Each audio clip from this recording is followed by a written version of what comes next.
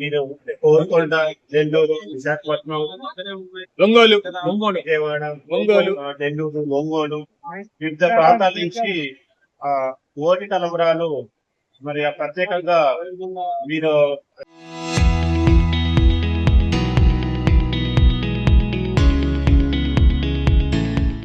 ఈ ఓటి తలంబరాలకు సంబంధించి ముందే మీరు పండించే క్రమంలో ప్లేస్ సెలెక్ట్ చేసుకొని అక్కడ ప్రత్యేక పద్ధతిలో పూజ చేసుకొని, అంటే ముందు వరి నానేటప్పుడే మీరు అక్కడ పూజ కార్యక్రమాలు అవన్నీ నిర్వహించుకొని అక్కడ మంచి ఆ భక్తి భక్తి భావంతోనే పండించేసి పంట వచ్చిన తర్వాత వాటన్నిటి కూడా మీరు పంట కోసిన తర్వాత దాన్ని మళ్ళీ మీరందరూ మళ్ళీ పూజ చేసుకొని వివిధ కొంతమంది మా దేవస్థానానికి కూడా రావడం జరిగింది. అక్కడే మీకు అందుబాటులో ఉన్నటువంటి దేవస్థానాలను మీరందరూ కూడా పూజలు చేసుకొని మీకున్నటువంటి వివిధ గ్రామాల్లో ఎవరైతే మీ ఊర్లలో పెద్దలు ఉంటారో వాళ్ళందరితో కూడా ఈ వస్తువులు వల్పించి కోటి తలంబరాలని ఈ రోజు ఇక్కడ తీసుకొచ్చినందుకు చాలా సంతోషం.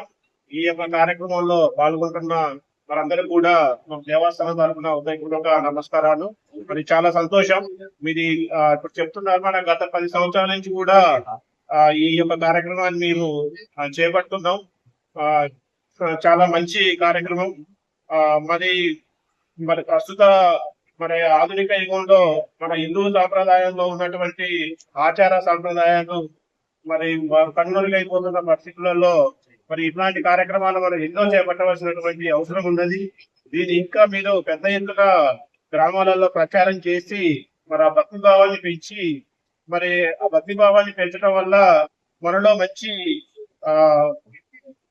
మనసు, మంచి ఆధ్యాత్మిక చింతన మనలో పెంపొంది మనకి మంచి ఆరోగ్యాలు మనకు కలుగుతాయి. అంటే మనం పాటించడమే కాదు, మీరు ఎట్లాగో మీరు అందరూ పాటిస్తున్నారు.